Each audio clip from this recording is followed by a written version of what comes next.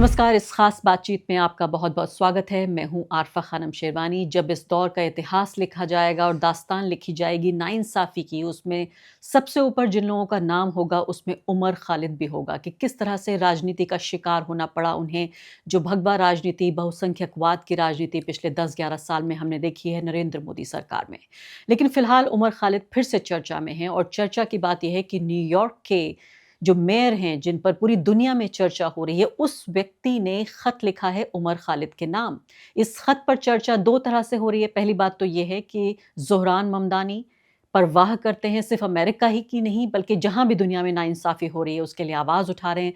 लेकिन दूसरी तरफ ये कहा जा रहा है कि क्या ज़ोहरान, जो खुद भारतीय मूल के हैं, उनके माता भी, पिता भी, क्या वो भारत के जो आंतरिक मामले हैं, अंदरूनी मामले हैं, क्या उसमें दखल देने की कोशिश कर रहे हैं? साथ-साथ इतना ही नहीं बल्कि 8 जो सांसद हैं अमेरिका के, उन्होंने उमर खालिद के पक्ष में खत लिखा है और कहा है कि उनको जल्द से जल्द रिहा किया जाए। उमर खालिद 2 हफ्ते बेल पर बाहर रहकर आए, अपने घर गए, अपनी बहन की शादी में उन्होंने हिस्सा लिया, उसके लिए उनको बेल मिली 2 हफ्ते के लिए, लेकिन उसके बाद वापस तिहाड़ जेल चले गए हैं। उनके पिता एसक्यूआर इलियास इस वक़्त हमारे साथ मौजूद हैं। बहुत-बहुत शुक्रिया इलियास जी, साहब वक़्त देने शुक्रिया। के लिए। मैं सबसे पहले तो शुरुआत इसी से करना चाहती हूँ कि ज़ोहरान ममदानी से आपकी मुलाकात आपने बताया है कि दिसंबर के महीने में हुई। इससे पहले आपने इस बात को क्यों नहीं बताया? नहीं, असल में देखिए हम इस बात का इंतज़ार कर रहे थे कि ज़ोहरान ममदानी ओथ ले लें। इसलिए कि उससे पहले चीज़ों को लाना मुनासिब नहीं समझ रहे थे हम लोग। इसलिए हमने इस बात का इंतज़ार किया। जिस दिन ज़ोहरान ममदानी ने ओथ लिया, उसी दिन हमने ये लेटर रिलीज़ किया कि ये लेटर उन्होंने लिखा था। आप क्या हासिल करना चाहते हैं? अगर ज़ोहरान ममदानी ने ढाई 3 लाइन लिख दी उमर खालिद के लिए, वो न्यूयॉर्क के मेयर हैं, आप दिल्ली में रहते हैं, दिल्ली की अदालतें, दिल्ली के वकील, दिल्ली का समाज, उस सब के बीच में आप हैं, तय वही करेंगे। ज़ोहरान ममदानी से क्या फ़र्क पड़ेगा? नहीं, देखिए असल में मैं अमेरिका गया था, तो मेरी ख़्वाहिश थी ज़ोहरान ममदानी से मुलाकात करने की, 2 वजह से। एक वजह तो ये थी कि 2023 में ज़ोहरान ममदानी ने उमर की एक जेल डायरी के कुछ पेपर्स पढ़ के सुनाए थे। वो बहुत चर्चा में हुआ, ख़ास तौर से उस वक़्त जब उनकी इलेक्शन कैंपेन चल रही थी, वो दोबारा वायरल हो रहा था। तो वो उसने बहरहाल एक ये बात यानी आप कह सकते हैं कि इंडिया के उमर खालिद को ज़ोहरान ममदानी जैसे आदमी ने वहाँ याद किया। तो मैं उनको थैंक्स देना चाहता था और दूसरी बात ये थी कि ज़ोहरान ममदानी की जो पूरी कैंपेन है, अगर आपने उसको ऑब्ज़र्व किया होगा, तो बिल्कुल ग्राउंड ज़ीरो यानी बिल्कुल यानी ज़ीरो से उन्होंने खड़ा किया उस कैंपेन को और उन्होंने मार्जिनलाइज़ तबके की बात की। उन्होंने जो रियल इश्यूज़ फेस कर रहे हैं वहाँ के अवाम, उनकी बात की। उन्होंने इमिग्रेंट्स की बात की और दूसरी बात है कि इन सब के बीच में उन्होंने अपनी आइडेंटिटी को कभी नहीं छुपाया। उन्होंने बार-बार ये कहा कि मैं मुसलमान हूँ और मैं डेमोक्रेटिक सोशलिस्ट हूँ और इसके साथ-साथ उन्होंने इमिग्रेंट्स की बात की, उन्होंने एशियंस की बात की, उन्होंने अफ्रीकन्स की बात की। तो ज़ाहिर बात है कि ये कनेक्ट करने की जो कोशिश है हिंदुस्तान के यानी अपने अवाम से, वो बहुत गैर मामूली थी। और फिर जो विज़न उन्होंने पेश किया न्यूयॉर्क का कि किस किस्म का न्यूयॉर्क वो बनाना चाहते हैं, वो मैं समझता हूँ कि हिंदुस्तान के जो पॉलिटिशियंस हैं, उनके लिए भी उसके अंदर एक सबक है। जब तक आप अवाम से कनेक्ट नहीं होंगे, उस वक़्त तक अवाम आपको लाइक नहीं करेंगे। तो मैं इसके सिलसिले में भी उनको बधाई देना चाहता था और मुबारकबाद देना चाहता था, इसलिए मैंने उनसे वक़्त माँगा। हुँ।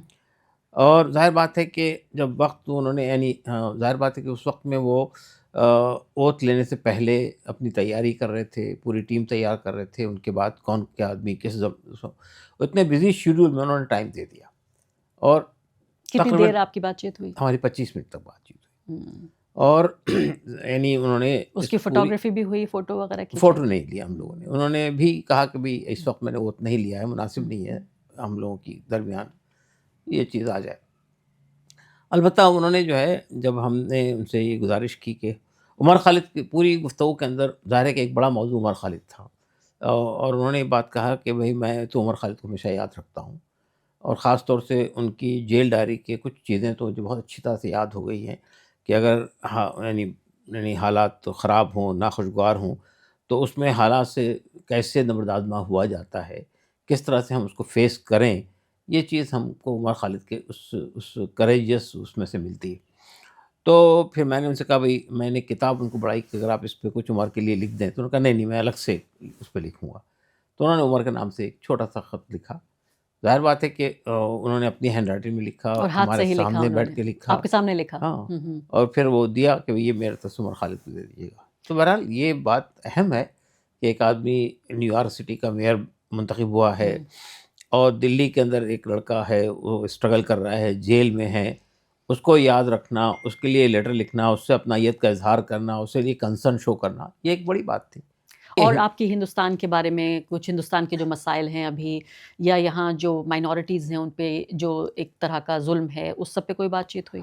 नहीं, गुफ्तगू के दौरान ये बातें तो आई हैं। इसकी वजह ये थी कि वो खुद महसूस कर रहे हैं इस बात को। उन्होंने अपनी कैंपेन में भी ये बात कही है कि जो कुछ हो रहा है माइनॉरिटी के साथ में वो सही नहीं हो रहा है।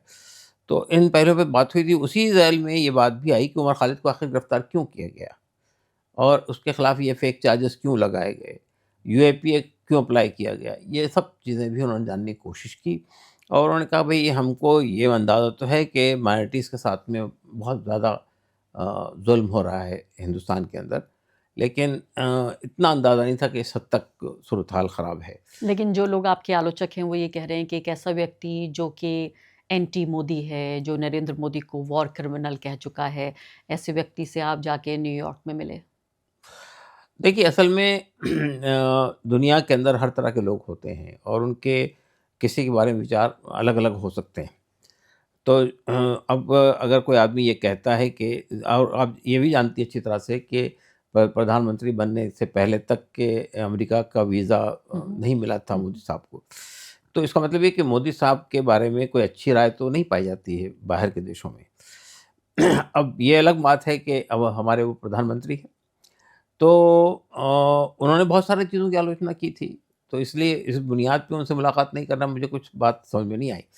तो मैंने बताया आपको मैं 2 चीज़ों पे उनसे मुलाकात करने गया था। एक तो ये कि जिस तरह से उन्होंने अपनी कैंपेन चलाई है और जिस तरह से उन्होंने बिल्कुल ज़मीन की सतह से खड़े होकर, यानी आप सोचिए जिस वक़्त वो कैंपेन चला रहे थे उस वक़्त उनकी रेटिंग जो थी 1% से भी हुँ, कम हुँ, थी हुँ। और देखते-देखते वो मेयर इलेक्ट हुँ, हो गए और हुँ, फिर ये कि उन्होंने अपने खिलाफ बड़े-बड़े दिग्गजों को हराया। हुँ। पूरी कॉर्पोरेट लाइन उनके खिलाफ खड़ी हुई थी। तो आप उन्हें बहुत पसंद करते हैं। नहीं, तो मैं चूँकि देखिए हम खुद भी एक पॉलिटिशियन हैं, तो हम महसूस हुँ। करते हैं कि भई जब तक कि आप पब्लिक से कनेक्ट नहीं होंगे, जब तक कि आप ज़मीन की सतह से बात नहीं करेंगे, जब तक कि आपके पास कोई विज़न नहीं होगा डेवलपमेंट का, खाका नहीं होगा, उस वक़्त तक आप कोई अच्छी राजनीति नहीं कर सकते। आपकी एक आलोचना ये हो रही है कि आप उमर खालिद के मुद्दे को इंटरनेशनलाइज़ करने की कोशिश कर रहे हैं, कोट अनकोट। देखिए, उमर खालिद का मसला इंटरनेशनलाइज़ हो गया है।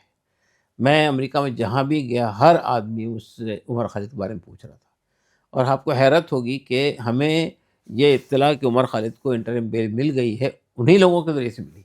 यानी हमसे पहले उन्होंने हुँ। जान लिया। इस हद तक लोग जुड़े हुए हैं, कनेक्टेड हैं। तो ये कहना कि हम इंटरनेशनलाइज़ कर रहे हैं, ये सही नहीं है। इससे पहले आप जानते हैं नोम चॉम्स्की और 200 हुँ। बड़े टॉप इंटेलेक्चुअल्स ने खत लिखा था और उस पे कंसर्न शो किया था। उसमें आपने उनको उनके साथ कुछ उनको बताने की कोशिश की नहीं, या उनसे उन्होंने कुछ नहीं अपने बताया, हमने कुछ नहीं अच्छा, बताया। आपने अप्रोच नहीं किया नहीं, था उनको? बिल्कुल नहीं। तो मैं ये कह रहा हूँ कि ये बात कहना कि हमने इंटरनेशनलाइज़ किया, ये बिल्कुल सही नहीं है। ये इंटरनेशनलाइज़ हो गया है।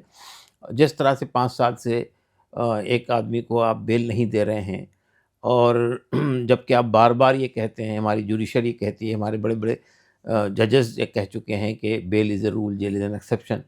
तो उमर खालिद के केस में और उनके साथियों के केस में ये रूल क्यों नहीं अप्लाई हो रहा है? लेकिन एक इल्ज़ाम ये भी है कि क्या आप भारत की सरकार और भारत के जजों को इन्फ्लुएंस करने की कोशिश कर रहे हैं इंटरनेशनल दबाव डाल के?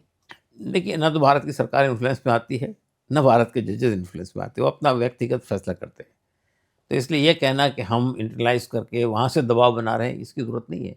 दबाव बनाना होगा तो हम हिंदुस्तान में दबाव बनाएँगे। हिंदुस्तान में ही दबाव बनाने की कोशिश कर रहे हैं।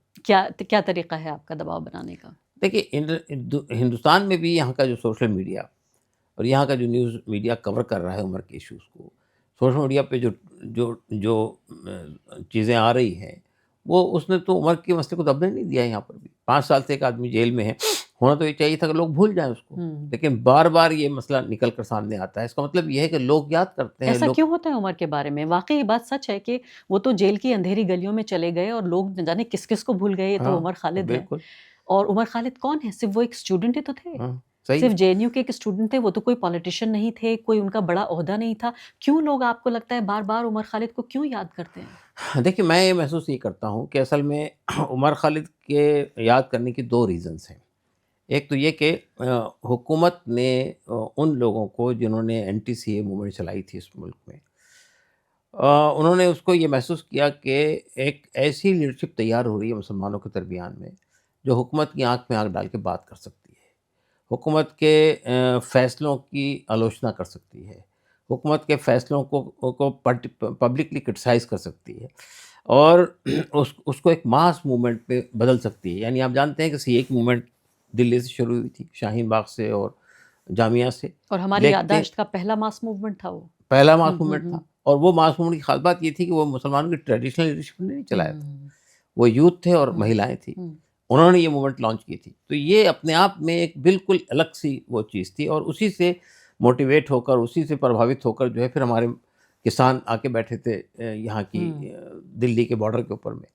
तो गवर्नमेंट को ये लगा कि भई अगर इस तरह की मूवमेंट खड़ी होगी हमारे खिलाफ में, तो हमारे लिए कोई भी ऐसी हुकूमत जो फासिस्ट टेंडेंसी जिसकी हो, वो कभी भी बर्दाश्त नहीं कर सकती है कि कोई आलोचक उसके खिलाफ खड़े हो और इतनी बड़ी मूवमेंट खड़ी हो जाए। तो एक एग्ज़ाम्पल बनाने का काम किया उमर को लेकर। तो उमर ने और उमर के साथियों हुँ। ने एक एग्ज़ाम्पल क्रिएट किया था यहाँ उन्होंने एग्ज़ाम्पल क्रिएट किया, फिर सरकार ने उनके खिलाफ एक एग्ज़ाम्पल क्रिएट किया पे। सरकार कि अगर एग्ज़ाम्पल आप क्रिएट किया। चुनौती देंगे तो ये बना देंगे हम। हाँ, तो ठीक है। तो सरकार ने जो इक़दाम किया है यानी एक यानी हँसी आती है कि आप उन लोगों को दिल्ली दंगों से कनेक्ट करके उन पे इल्ज़ाम लगा रहे हैं। यानी आप कहते हैं सबसे ज़्यादा दिल्ली दंगों में मुसलमानों को नुकसान हुआ। सबसे ज़्यादा मारे वो लोग गए। उनकी उनकी प्रॉपर्टी सबसे ज़्यादा ख़राब हुई, ज़ाय हुई और 2 और तिहाई लोग मारे गए। इल्ज़ाम भी हुँ, मुसलमानों के ऊपर। एक बात। दूसरी बात ये कि देखिए उमर खालिद के केस में तो ये बात जो अटपटी सी लगती है कि उमर खालिद उस ज़माने में दिल्ली में थे भी नहीं। वो बिहार के अंदर यही सीएए मूवमेंट में कहीं लगे हुए थे। तो उनके खिलाफ ये इल्ज़ाम तो ये जब ये बात हमारे वकील ने जेल में कही कोर्ट में कही हुँ। कि उमर खालिद तो थे नहीं दिल्ली के अंदर। तो उन्होंने कहा वो साइलेंट कंस्पिरेटर थे। अच्छा। तो एक इस तरह की बात। तो मेरा ख़्याल ये है कि ये दोनों बातें यानी एक बात तो ये कि इस तरह की एक मूवमेंट का खड़ा हो जाना पूरे देश में, एक मास मूवमेंट बन जाना और उसको लीड करने वाले नौजवान और महिलाएँ हों, तो ये एक एक बिल्कुल अजीब-ओ-गरीब बात थी। दूसरी बात ये कि उसके खिलाफ हुकूमत का ये जो ऑनस्लॉट है, ये हुकूमत का जो रवैया है, वो भी बिल्कुल गैर गैर मामूली नौइयत का है। तो एक तरह से आप ये कह रहे हैं कि एक एंटी गवर्नमेंट चेहरा बन गए थे उमर खालिद और इसलिए उनको तो सज़ा मेरा मिलना ये ख़्याल है हुँ, कि ऐसे बहुत सारे नौजवान हैं जो आज हुकूमत की पॉलिसीज़ से प्रभावित हैं, हुँ, मुतासिर हैं, हुँ, उसके आलोचक हैं, हुँ, उनको उमर की शक्ल में एक पर्सनैलिटी मिलती है। तो हुँ, ये बार-बार याद किया जाता है उमर को। यहाँ के चाहे हमारा मिनिस्ट्री मीडिया चाहे जो हुँ, कुछ भी कहता हो, हुँ, लेकिन सोशल मीडिया के अंदर जिस तरह से या दूसरे यूट्यूब चैनल्स ने जिस तरह से इस इश्यू को ज़िंदा रखा है, हुँ, बार-बार उमर उसमें आते हैं। तो मैं ये महसूस कर रहा हूँ कि ये जो सिचुएशन है, ये सिचुएशन हिंदुस्तान तक महदूद नहीं है, हुँ, इंडिया तक महदूद नहीं है। इंडिया से बाहर भी लोग मेरी वाइफ़ गई थी बेटी के पास में यूके, तो वहाँ एक टैक्सी ड्राइवर के साथ में वो आ रही थी, लौट रही थी हॉस्पिटल से। तो उसने उससे पूछा कि आप कहाँ से आई हैं? तो कहा हिंदुस्तान से। तो हिंदुस्तान में कैसे हालात हैं? तो उन्होंने जब ये बताया कि मैं उमर की माँ हूँ, तो उसने फ़ौरन पहचान लिया। उसने कहा अच्छा, अच्छा वो लड़का जेएनयू वाला लड़का। तो इसका मतलब ये है कि मसला सिर्फ़ यूएसए तक महदूद नहीं है। यूके में भी आप जाइए, यूरोप में भी आप जाइए, हर जगह जो है वो उमर को जानते हैं लोग। तो मेरा कहना ये है कि ये असल में ये जो बात है कि हमने इसको इंटरनलाइज़ को करने की हुँ। कोशिश की, बिल्कुल गलत बात थी। वो ऑलरेडी इंटरनेशनलाइज़ हो गया है। आपने अभी कहा कि भई ये फ़ाशिस्ट गवर्नमेंट है। आप इतना खुल के बोल रहे हैं। पहली बात तो ये मुझे बताइए कि क्या आपको डर नहीं लगता जब आप खुल के सरकार की आलोचना करते हैं? देखिए, सरकार की आलोचना करने में हमको बिल्कुल डर नहीं लगता है। उमर खालिद ने भी यही कोशिश की, आँख में आँख डाल के बात की। आप ही का यही बेटा था वो? जी? आप ही का हाँ, बेटा था? हाँ। देखिए, मसला ये है कि हमारे बारे में बहुत सारी बातें हुँ, कही जाती है। मेरे बारे में मेरा पूरा हुँ, इतिहास हुँ, हुँ, खंगाला गया कि इनका माज़ी ये था, हुँ। इन्होंने पास्ट में ये इससे अटैच थे, इससे अटैच थे। उससे क्या फ़र्क पड़ता है? नहीं भई डरते अगर आप? हमको ये डर ही लगता हुँ, तो हम ये मैदान में नहीं होते। तो देखिए, हुकूमत के बारे में कोई यानी हुकूमत को क्रिटिसाइज़ करना, हुकूमत के बारे में आवाज़ उठाना, ये अनकॉन्स्टिट्यूशनल नहीं है। ये बिल्कुल कॉन्स्टिट्यूशनल है। लेकिन अगर आपको डर नहीं लगता तो फिर ये हुकूमत कैसे फ़ाशिवादी हुई? नहीं, देखिए असल में हुकूमत हम ये हुकूमत तो उस ट्रेंड पे चल रही है। आप देखिए जितने इस स्टेप्स हुकूमत ने लिए हैं, one nation one election, one one nation one one one one person law, इस तरह की जितनी बातें हैं वो पूरी सेंट्रलाइज़ करने की कोशिश है। यहाँ का जो डेमोक्रेटिक सिस्टम है, जितने ऑटोनॉमस इंस्टीट्यूशंस हैं उन सबको तकरीबन मीनिंगलेस बना दिया लेकिन है। आपको बोलने की आज़ादी है, आप खुल के यहाँ इंटरव्यू में बातचीत कर बोलने रहे की हैं। आज़ादी ऐसी तुम्हारा कौन-सी फ़ाशिस्ट गवर्नमेंट है कि आपकी आज़ादी फिर भी आपकी आप बनी मुझे हुई है? बताइए उमर खालिद को बोलने की आज़ादी थी? उमर खालिद ने कौन-सी ऐसी बात कही थी जो जो एंटी कॉन्स्टिट्यूशन है या गैर कानूनी थी? उनको क्यों अंदर किया गया? तो मतलब ये कि मेरा ख़्याल ये है कि जितने ऐसे लोग सिविल सोसाइटी के लोग हैं, आज हमारे मुल्क में सबसे ज़्यादा क्रश किसको किया गया? सिविल सोसाइटी को क्रश किया हुँ, गया। आवाज़ नहीं उठ रही आज। कल तक के वो सिविल सोसाइटी जो हिंदुस्तान के कई 5 बड़े जो लॉज़ बने थे मनमोहन सिंह की गवर्नमेंट में, उनके बेसिकली जो वो तो सिविल सोसाइटी की कोशिशों से ही हुँ। हुए थे। आज सिविल सोसाइटी पूरी तरह डिफंक्ट हो गई है। मुझे आप ये बताइए कि जब उमर खुल के बोला करते थे, कई तो ऐसी भी सभाएँ रहीं जहाँ मैं भी थी उमर के साथ, स्पीकर भी थी, मैंने उनका कई बार इंटरव्यू भी किया। जब वो बोल रहे होते थे, तो मेरे जैसे व्यक्ति को खौफ़ आ रहा होता था कि कितना आज़ाद है ये व्यक्ति, ये एक आज़ाद मर्द की जो एक एक तसव्वुर, एक परिकल्पना हो सकती है, वैसे उमर थे। कभी आपने उमर को समझाया कि थोड़ा कम बोला करो या ज़्यादा हो गया या इतनी बहादुरी से क्यों बात कर रहे हो या आपको कभी उमर के लिए डर लगा? और आगे बढ़ने से पहले एक अदना सी गुजारिश कि आप मेंबर बनिए मेरे चैनल का आरफा खानम शेरवानी। अगर आप मेंबर बनते हैं, आपके समर्थन से आप मेरा हाथ मजबूत करेंगे, इतना मजबूत कि मैं सत्ता का कॉलर पकड़ के सवाल पूछ सकूंगी और जो हमारे समुदाय में हाशिए के जो तबके हैं उनकी आवाज़ उठा सकूंगी। आप यकीन जानिए, आपका एक छोटा सा सहयोग मेरे लिए इतना बड़ा होगा जिसके लिए आप अंदाज़ा भी नहीं लगा सकते। देखिए, पहली बात तो ये है कि उमर खालिद ने जो कुछ कहा या जो कुछ बोला है, उसमें हमने कभी रोकने की कोशिश नहीं की। चाहे वो जेएनयू में का वो 2016 का वाक़या हो, जिसके बाद पूरा मीडिया ने जिस तरह से आलोचना की थी, या उसके बाद सीएए मूवमेंट जो थी। बल्कि हमको अच्छा लगा कि भई एक नौजवान लड़का बेखौफ तरीक़े से बोलता है, दलितों के बारे में हुँ, बोलता है, आदिवासियों के बारे में बोलता है। उन्होंने रोहित मोमिला केस को हुँ, उठाया, उन्होंने नजीब के केस को उठाया और कई ऐसे केसेस को उठाया। इवन आप जानती हैं कि उमर खालिद की पीएचडी का थीसिस जो था वो भी ट्राइबल्स मूवमेंट ट्राइबल्स पे था। उस पर जी। था। तो वो उन्होंने तो एक रास्ता अपने लिए चुन लिया था कि मुझे जो है मार्जिनलाइज़ तबके की आवाज़ बनना है। तो हमने महसूस ये किया कि देखिए हमारी हमारी भी अपनी पूरी ज़िंदगी एक्टिविज़्म में गुज़री है। तो ज़ाहिर बात है कि हम कैसे उसको रोक सकते थे इस तरह से। दूसरी बात ये कि हमें ये मानना था कि भई ठीक है, डेमोक्रेसी के अंदर जब तक कि आप वो ताकत से बोलेंगे नहीं, बेखौफ होके बोलेंगे नहीं, ज़ुल्म के खिलाफ आवाज़ नहीं उठाएँगे, और खतरे का भी अंदाज़ा था खतरे का आपको? भी अंदाज़ा था। इसलिए मुझे जब लोग ये कहते हैं वो हुँ, गिरफ्तार हो गए हैं, हुँ, आपको कैसा लगता है? हुँ। मैंने कहा नहीं, मुझे उम्मीद थी पहले से कि ये जो जिस तरह की तहरीक चला रहे हैं, उसमें इस बात का ये मरहला भी आ सकता है। मेरे रोंगटे खड़े हो रहे हैं जब आप ये बातें कह रहे हैं। नहीं, ज़ाहिर बात है इसलिए कि भई हम तो अपना इतिहास जानते हैं ना कि हमारे देश में जो आज़ादी की तहरीक चली, उसमें लोगों ने अंग्रेज़ों के खिलाफ बहुत खुलकर बोला था और सज़ा भुगती थी, कभी काले पानी चले गए, कभी फांसी पे चढ़ा दिए गए। तो ज़ाहिर है कि उमर ने भी उसी बात को अपनाया। उन्होंने बार-बार आप उमर की पूरी स्पीचेज़ को सुनिए, गांधी जी को की बात हो रही है, अम्बेडकर की बात हो रही है, भगत सिंह की बात हो रही है, यही सब बातें तो वो कहते थे। और आप ये कीमत पे करने को तैयार थे, एक बाप के तौर पर। बिल्कुल, हमें यानी ये इसमें कोई यानी ऐसा नहीं लगता। ठीक है, हमें ये अंदाज़ा नहीं था कि ये इतना लंबा हुँ, होगा हुँ, पीरियड, कि 5 साल तक के बेल तक नहीं मिल हुँ। पाएगी, इसका अंदाज़ा नहीं था। लेकिन जेल जाने का आपको ये डर था कि ऐसा हो ऐसा सकता हो है। सकता है। जी, बिल्कुल। तो क्यों करते हैं आप ऐसा? क्या ऐसी बात है जो आप हासिल करना चाहते हैं? ये कोई देश प्रेम है आपका? ये कोई नेशनलिज़्म है, पैट्रियोटिज़्म है? क्या चीज़ है ऐसी? क्या आपने बेटा दाँव पे लगा दिया? नहीं, लोग अपनी पूरी लाइफ़ दाँव पे लगा देते हैं। देखिए, बात ये है असल में कि जब मुल्क में ज़ुल्म बढ़ रहा हो और ख़ास तौर से एक पर्टिकुलर कम्युनिटी पूरी तरह प्रोसिक्यूटेड हो और सब लोग खामोशियों से अपने घर में बैठ जाएँ। देखिए, आप अंदाज़ा लगाइए कि उमर खालिद ने पासपोर्ट नहीं बनाया था हुँ, और उन्होंने ये बात कही थी, यानी मेरे घर में सबके पासपोर्ट हैं। मतलब मेरी बेटियों के पास पासपोर्ट है, मेरी वाइफ़ के पास पासपोर्ट है, हमारे पास वीज़ा है मुख्तलिफ़ मुल्कों के। लेकिन उमर खालिद ने पासपोर्ट नहीं बनाया था। उनका कहना था कि नहीं, मुझे इसी देश के अंदर रहना है, यहीं लड़ाई लड़नी है। तो जब आदमी एक रास्ता चुन चुका है अपने लिए और उस रास्ते पे चल पड़ा है, तो उसको डिस्करेज करना तो मुनासिब बात नहीं है, नंबर 1। नंबर 2, कोई गलत रास्ता नहीं अख्तियार किया था उसने, कि अगर वो किसी गलत रास्ते पे चल पड़ता, कुछ गलत काम करता, तो शायद हमको महसूस होता कि ये नहीं होना चाहिए। लेकिन उसने तो यहाँ उन लोगों की आवाज़ बनने की कोशिश की जो वॉइसलेस सेक्शंस हैं। तो हमारा कहना ये है कि अगर सब लोग घर पे बैठ जाएँ, सब लोग अपने करियर को देखने लगें, सब लोग अपना फ्यूचर के बारे में सोचने लगें, तो फिर मुल्क के बारे में, आम इंसानों के बारे में, मार्जिनलाइज़्ड तबके के बारे में कौन आवाज़ उठाएगा? बहुत बड़ी बात आप कह रहे हैं क्योंकि इस मिसाल को आप पूरे तरीके से गलत बता रहे हैं कि लोग कहते हैं कि सब चाहते हैं कि भगत सिंह हो लेकिन मेरे नहीं पड़ोसी के घर में होना चाहिए। सही आप बात। चाहते थे भगत सिंह आप ही के घर में हो। नहीं, बिल्कुल, मतलब इसमें देखिए हम लोग तो ज़ाहिर है कि देखिए हमारा तो फ़ेथ है और हम अपनी फ़ेथ में भी ये चीज़ें देखते हैं कि ज़ुल्म के ख़िलाफ़ आवाज़ उठाना जो है वो सबसे बड़ा जिहाद है।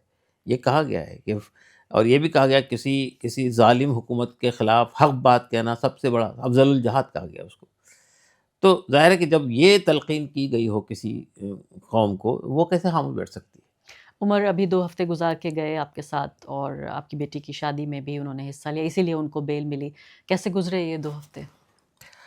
ये 2 हफ़्ते इस तरह गुज़रे हैं कि उमर खालिद से हमें मिलने का मौका बहुत कम मिला। उनके दोस्त, उनके हमारे रिश्तेदार सुबह से लेकर शाम तक मिलने के लिए आते रहे।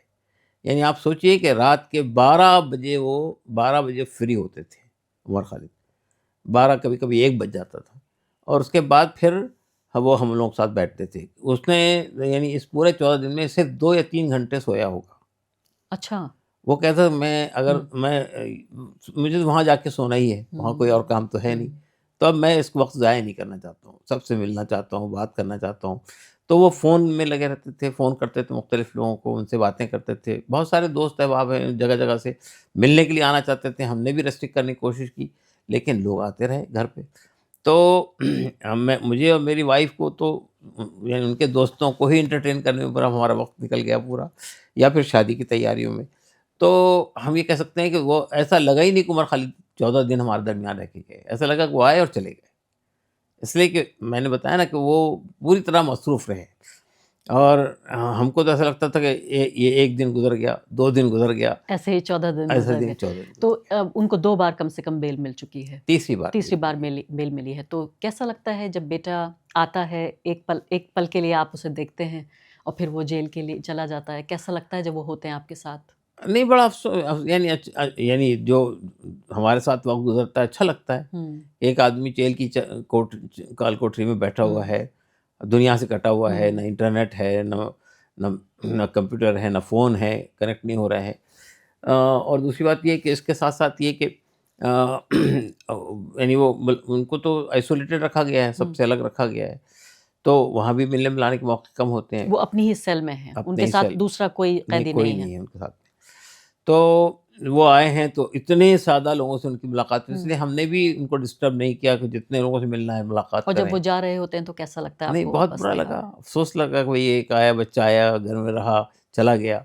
नहीं देखिए असल में एक अजीब बात ये नज़र आती है कि एक मेरिटोरियस बच्चा है जिसने पीएचडी की है, जो बहुत ज़हन में उसका एक पूरा विज़न है इस मुल्क के लिए, यहाँ के लोगों के लिए काम करना चाहता है, उसको आप उठा के जेल में डाल दें 5 साल तक के। तो एक आपने एक एक एक एक ऐसे आदमी को जेल में डाल दिया जो आम आदमी की बात करता है, जो हुँ। आम आदमियों के लिए काम करना चाहता है। तो किस कसूर में? कोई कसूर तो हमको नज़र नहीं आता है, सिवाय इसके कि उसने एक तहरीक चलाई थी या उस तहरीक का पार्ट था या ये कि उसने हुकूमत की आँख में आँख डाल के बात करने की कोशिश की, इसी इसके कसूर लिए पे उन्हें सज़ा जेल दी में जा डाल रही है। दिया। कोई ऐसी चीज़ जो उमर को पसंद है, जो आपने उनके लिए खाने के लिए मँगाई या कोई ऐसी चीज़, कोई किताब पढ़ना चाहते थे या कोई फ़िल्म देखना चाहते थे? देखिए फ़िल्म वग़ैरह देखने में तो मैंने वक़्त नहीं गुज़ारा है। अलबत्ता मैंने बताया वो ज़्यादा वक़्त उनका मुलाकातों में गया। हुँ, दूसरी बात ये किताबें तो उनको हम भेजते रहते हैं, जब वो कोई भी चीज़ मँगाते हैं, हुँ। वो उन्होंने इस दरमियान ज़्यादा वक़्त अपना किताब पढ़ने में कई गुज़ारा दर्जन है। किताबें पढ़ी उन्होंने। हुँ, हाँ, हुँ। उन्होंने डेढ़ दर्जन नहीं, उन्होंने 150 किताबें पढ़ी। 150 किताबें पढ़ी हैं। हाँ, ये पूरे 5 साल में 150 किताबें फ़िनिश की उन्होंने। तो तो वो कभी हर वक़्त जब भी उनसे टेलीफ़ोन पे बात होती है, वीडियो कॉल आती है हुँ, उनकी हर म हफ़्ते, तो ये कहते हैं ये किताब देख के बताइए हुँ, हुँ, अमेज़न से को कितना रेट है, क्या हुँ, है, अफ़ोर्डेबल है, नहीं है, आप लेके भेजिए मुझे। हुँ, तो वो किताबें पढ़ने में उन्होंने ज़्यादा वक़्त गुज़ारा है। तो तो हम ये कह सकते हैं कि भई ठीक है, हमने भी ये कोशिश की कि भई एक एक बच्चा जेल के अंदर बंद है, हुँ। तो कम से कम उसका कुछ वक़्त इसी में लग जाए कि वो कुछ पढ़ ले और तो कि उनको यानी वो अखबार तो खरीदते हैं, खरीद के पढ़ते हैं। टीवी भी उनके कमरे में लगा हुआ है, तो लेकिन वही सिलेक्टेड चैनल्स आते हैं उसपे। हुँ। तो तो हमने ये कोशिश की कि उनको जो भी किताबें चाहिए हमने भेजने की कोशिश हुँ। की है। ज़्यादातर बिल्कुल, किताबें आप कह रहे हैं कि एक बिल्कुल पलक झपकते ही 14 दिन ये भी गुज़र गए। अगर उमर बाहर होते तो क्या कर रहे होते? उमर वही कर रहे होते जो पहले करते रहते थे। वो भाई देखिए, अब तो उमर के लिए बड़ा मुश्किल ये है इस वक़्त में कि अगर वो बाहर आएँ हुँ। और अब से उसी बात को कंटिन्यू हुँ, करना हुँ, चाहें, हुँ। तो उनके लिए बड़े खतरात हैं इस वक़्त में। हुँ, हुँ। इसलिए कि जो माहौल पैदा कर दिया गया है, अभी भी आप देखिए कि ये जो हमदानी साहब का लेटर हुँ। वायरल हुआ है, उसके बाद जो ट्रोल हो रहा है, हुँ, और अब वो अकेले सफ़र करना उनके लिए मुश्किल है। हुँ। या अभी ये जो वो 2016 के बाद भी उन पे कातलाना हमला हुआ हमला था। हुआ था। तो ऐसी सूरत के बाद में उनको बहरहाल ये तय करना पड़ेगा आइंदा उनका कोर्स ऑफ एक्शन क्या होगा, किस तरह वो काम करेंगे आगे। अभी बताइए कि केस किस मकाम पर है और आपको क्या उम्मीद है? अब तो ये छठा साल हो गया है फ़िलहाल। आप सितंबर के महीने में मेरे ख़्याल से 6 साल हो जाएँगे, तो ये छठा साल शुरू हो हाँ, गया है। 6 साल शुरू हो शुरू चुका है। हो गया है, तो मुझे बताइए कि केस कहाँ पर है आपका? अब जब ट्रायल ही शुरू नहीं हुआ, तो गवाह और सबूत आप पेश कैसे करेंगे? तो यानी आप किधर हैं इस वक़्त अगर देखिए, केस असल का में इस स्टेटस? वक़्त में केस की नौयत ये है कि अभी चार्जेस फ्रेमिंग के स्टेज पर केस हुँ, है, उसमें बहस हो रही हुँ, है। तो 5 साल में चार्ज ही फ्रेम नहीं हुए हैं। हुँ, तो हुकूमत ने तो चार्जेस बहुत सारे लगाए हैं, हुँ, और 30,000 पेजेस की चार्जशीट है, 900 गवाह हैं, हुकूमत की तरफ से पेश कर दिया। उसमें बहुत सारे गवाह हैं जिनको डिस्क्लोज़ नहीं किया गया, हुँ, अल्फ़ा, बीटा, गामा, डेल्टा, इस तरह के नाम हैं। तो तो ये केस बनाया इसी तरह से गया है कि ये लंबा चले। गवाह भी आज नहीं आया, कल नहीं आया, 900 गवाह किस तरह आप सोच सकते हैं कितने साल लगेंगे। हुँ। जब तक कि 5 साल में अगर आप चार्ज ही फ्रेम नहीं कर पाए, तो आप केस का जो ट्रायल शुरू होगा तो कितना वक़्त लगेगा, ये तो अच्छी तरह आप जानते हैं। 2016 का जो केस था उसका तो आज तक कुछ कुछ हो ही नहीं रहा है, हुँ, वो भी वहीं पेंडिंग पड़ा हुआ है। हुँ, तो ये हुकूमत बनाती ही केसेस ऐसी, यूएपीए लगाने का मकसद और इस तरह केस को बनाने का मकसद ये है कि ये लंबा चले, अगर प्रोसेस को ही पनिशमेंट बना दिया जाए, हुँ। ये पूरी कोशिश है। तो हमारा अंदाज़ा ये है कि ये पूरी लाइफ़ टाइम का केस है ये ऐसा नहीं है कि ये बहुत जल्द सेटल हो लेकिन आप जाएगा। चाहते हैं कि बेल हो जाए और उसके बाद ये केस चलता रहे। हाँ, बेल हो जाए, इसलिए कि हुँ, बेल तो वैसे भी मिलना चाहिए ना, 5 साल तो अगर आप किसी को यानी ये मान के चलें कि वो इल्ज़ाम साबित भी हो हुँ, जाए, हुँ। तब भी ज़्यादा से ज़्यादा 10 साल की सज़ा होगी। तो आधी ज़िंदगी तो आधी अच्छा, सज़ा आप ये तो कह रहे हैं कि जो इनके ऊपर चार्जेज़ हैं, अगर ये साबित भी हो जाएँ कि वाक़ई इन्होंने ये जुर्म किया है, तो भी सज़ा मैक्सिमम इन केसेज़ में 10 साल की है। हाँ, हाँ, बिल्कुल। तो उस सूरत में तो 5 साल गुज़ार चुके हैं वो, 5 साल से ज़्यादा गुज़ार चुके हैं, बगैर किसी जुर्म साबित हुए कि 5 साल गुज़ार चुके हैं। तो इससे आप अंदाज़ा लगा सकते हैं कि क्या है इस सूरत-हाल। देखिए, हमारे यहाँ असल में ये जो पूरा सिस्टम है, क्रिमिनल जस्टिस सिस्टम, ये पूरा क्वेश्चनेबल है कि आप ये इस तरह के कानून बना देते हैं, ब्लैक लॉज़ बना देते हैं, उसके बाद 15 साल के बाद, 20 साल के बाद लोगों का एक्विटल होता है। कोई जिनका एक्विट हो जाता है, वो जिन लोगों ने उसके चार्जेस फ्रेम किए थे, जो चार्जशीट लिखी थी, वो अकाउंटेबल नहीं होते। उनसे कोई सवाल नहीं होता कि भई आपने फेक चार्जेस फ्रेम किए थे, गलत धारा फँसाया था। तो एक आदमी के 15 साल, 20 साल ज़ाय ज़ाया कर हो दिए जाते हैं। और कोई अकाउंटेबिलिटी ना हो किसी के ऊपर में। अब बिल्कुल आखिरी सवाल आपसे कि मैंने एक कार्यक्रम किया था जिसमें मैंने कहा था कि हिंदुस्तान का ज़ुहरान कौन हो सकता है? क्योंकि जैसे आपने कहा कि वो एक उम्मीद की एक राजनीति वो लेकर आए हैं। और दूसरी बात ये भी कि बड़े-बड़े तानाशाहों को चैलेंज करके उन्होंने डोनाल्ड ट्रंप को चैलेंज करके और वो मेयर बन गए वहाँ के। तो क्या दुनिया के सबसे बड़े लोकतंत्र में ये संभव है कि कोई बन सके ज़ुहरान? और फिर मैंने उमर खालिद से कंपैरिज़न किया उनका।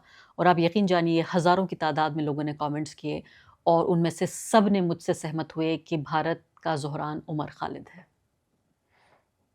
देखिए, असल में उमर खालिद ने ज़ाहिर है कि ज़ोरान ममदानी तो उस वक़्त थे नहीं जब ये सीए मूवमेंट चल रही थी। यानी मतलब थे, मतलब वो नहीं, मेयर की रेस में ज़ुहरान नहीं वहाँ थे। पे प्रोटेस्ट कर रहे थे। एंटी सीए प्रोटेस्ट में ज़ुहरान ममदानी ने न्यूयॉर्क में पार्टिसिपेट किया। हाँ, हाँ, हाँ, सही है, सही है। तो मैं सिर्फ़ ये कहना चाहता हूँ आपसे कि उस वक़्त इतने पॉपुलर नहीं हुए थे दुनिया में, जब ये हमारे यहाँ मूवमेंट चल रही थी। तो मेरा कहना ये है कि हिंदुस्तान में असल में देखिए, ज़ोरान ममदानी ने एक कैम्पेन चलाई, डोनाल्ड ट्रंप को चैलेंज किया और बहुत सारे लोगों को चैलेंज किया, नेतन्याहू को हम गिरफ्तार करें, इस तरह की बातें की, लेकिन उनको कहीं जेल में नहीं डाला गया। हमारे देश की सूरत-हाल से बिल्कुल मुख्तलिफ है। इस वक़्त जो गवर्नमेंट है, मसला सिर्फ़ उमर खालिद का नहीं है, कितने जर्नलिस्ट जेल में डाल दिए गए, भीमा कोरेगाँव केस के अंदर कितने लोग बंद कर दिए गए, उनका भी केस क्या है? किसी को अर्बन नक्सल कह के डाल दिया गया, किसी को कुछ कह के डाल दिया गया। ये जो सिचुएशन है, ये सिचुएशन मुझे लगता है कि अभी चंद साल तक और चलेगी, जब तक कि हमारे देश के अंदर कोई बहुत पॉपुलर अपोजिशन मूवमेंट खड़ी नहीं होती, अपोजिशन पार्टियाँ मैदान में इस तरह नहीं आती, तो उस वक़्त तक के हम यानी इसमें कोई बुनियादी बदलाव नहीं देख रहे हैं। या तो सिविल सोसाइटी को तो पूरी तरह क्रश कर दिया गया। अब जो कुछ उम्मीदें हैं वो पॉलिटिकल पार्टीज़ से हैं। पॉलिटिकल पार्टी भी जिस तरह, सिवाय मुझे लगता है कि किसी हद तक राहुल गांधी साहब आगे बढ़ रहे हैं, चैलेंज कर रहे हैं। बाकी सब रीजनल पार्टियाँ हैं, उनको तो सब अपने-अपने स्टेट्स की पड़ी हुई है, ऑल इंडिया लेवल पे कोई कंपेन नहीं बिल्कुल। चला रहा है। तो अगर उमर बाहर आते हैं, क्या वो ये तय कर सकते हैं कि वो आप सपोर्ट करेंगे इस बात को कि वो पॉलिटिक्स में हिस्सा लें और ज़ोहरान की तरह इलेक्शन लड़ने की कोशिश करें? हमारा तो ख़्याल है उनके लिए इसके अलावा कोई ऑप्शन बचा नहीं है। वो या तो एक्टिविज़्म में रहें, हुँ, और हमारे यहाँ एक्टिविज़्म 2 ही तरह का होता है, या तो पॉलिटिकल एक्टिविज़्म होता है या सिविल सोसाइटी एक्टिविज़्म हुँ, होता है। तो सिविल सोसाइटी का एक्टिविज़्म तो तकरीबन ख़त्म हो रहा है। हुँ। तो पॉलिटिकल एक्टिविज़्म ही एक वहाँ से रास्ता बचा हुआ है। अब वो उमर खालिद पर डिपेंड करता है कि वो क्या रास्ता इख्तियार करेंगे। वो किसी पॉलिटिकल पार्टी का हिस्सा बनना चाहेंगे या कोई पॉलिटिकल अपना लॉन्च करेंगे, ये तो उनको तय करना पड़ेगा। लेकिन अभी उन्होंने इस पर कोई फाइनल फैसला नहीं किया उमर खालिद ने कि वो क्या करेंगे क्या करना आने के चाहते हैं? बाद। बहुत-बहुत शुक्रिया आपका एसक्यूआर इलियास साहब, आप आए थैंक यहाँ हमसे बातचीत की और हमारी तमाम नेक ख्वाहिशात आपके साथ हैं। शुक्रिया, जज़ाकल्लाह।